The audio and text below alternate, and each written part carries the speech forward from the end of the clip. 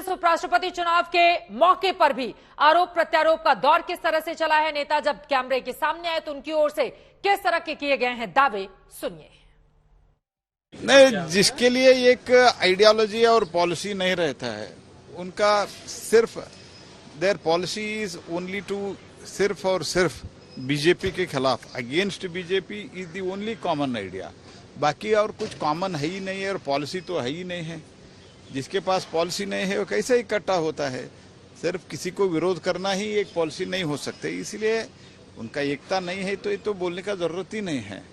तो ये कल किसके लिए उन्होंने प्रोटेस्ट किया, ये सब तो पता ही है, इसलिए I don't want to go into details of that, but I can only tell that our candidate Shri Jagdeep Dhankhar ji will win with a thumping margin and record margin.